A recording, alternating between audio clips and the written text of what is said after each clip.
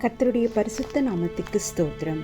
இன்றைக்கான வாக்குத்தத்தம்: உம்முடைய வார்த்தையிலே என் காலடிகளை நிலைப்படுத்தி ஒரு அநியாயமும் என்னை ஆள ஒட்டாதேயும்.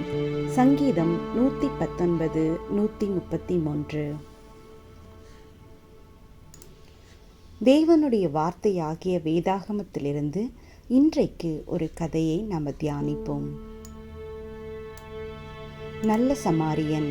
லூக்கா 10ஆம் அதிகாரம் 30-37 வசனம் வரை.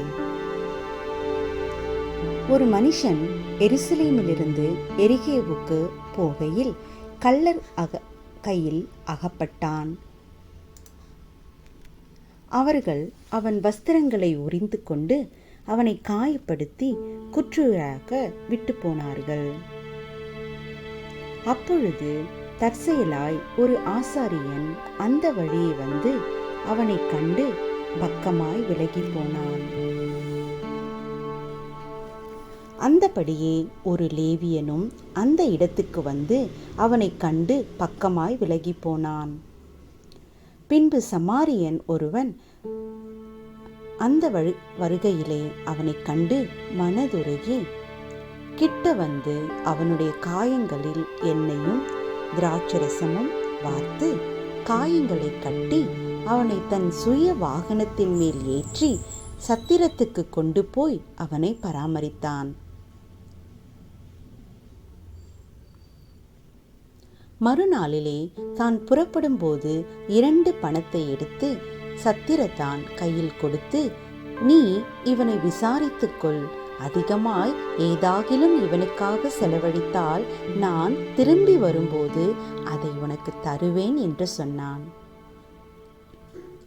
இப்படி இருக்க கள்ளர் குகையில் அகப்பட்டவனுக்கு இந்த 3 பேரில் எவன் பிறனாயிருந்தான்? உனக்கு எப்படி தோன்றுகிறது என்று இயேசு கேட்டார். அதற்கு சீஷர்கள், அவனுக்கு இரக்கம் செய்தவனே என்றார். அப்பொழுது இயேசு அவரை நோக்கி, நீயும் போய் அந்தபடியே செய் என்றார். ஆம் பிரியமானவர்களே, இந்த வேதாகம கதையானது நம்மை படைத்த மற்றும் நீங்கள் அவரை அறிந்து கொள்ள வேண்டுமென்கிற ஒரு அற்புதமான தேவனை பற்றியதாகும். நாம் அநேக தவறுகளை செய்திருக்கிறோம் என்று தேவனுக்கு தெரியும். அவர் அதை பாவம் என்று கூறுகிறார். பாவத்திற்கு தண்டனையோ மரணம். ஆனால் தேவன் நம்மை அதிகமாக நேசிப்பதனாலே தன்னுடைய சொந்த குமாரனாகிய இயேசுவை அனுப்பி நம்முடைய பாவங்களுக்காக அவரை சிலுவையில் மரணமடைய செய்தார். பின்பு இயேசு உயிருடன் எழும்பி பரலோக வீட்டிற்கு சென்றார் என்று நாம் பார்க்கிறோம். நீங்கள் இயேசுவை விசுவாசித்து உங்களுடைய பாவங்களுக்கு மன்னிப்பு கேட்டால் அவர் அதை செய்வார். அவர் இன்றே உங்களிடத்தில் வந்து உங்களில் வாசம் பண்ணுவார். நீங்களும் என்றென்றும் அவரோடு வாசம் பண்ணுவீர்கள்.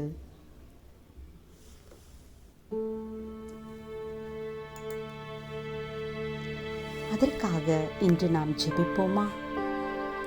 அன்பின் பரலோக தகப்பனே, நீர் தேவன் என்று நான் நம்புகிறேன். எனக்காக நீர் மனிதனாக வந்து என்னுடைய பாவங்களுக்காக மரித்து இப்பொழுதும் நீர் மறுபடியும் உயிரோடு இருக்கிறீர்.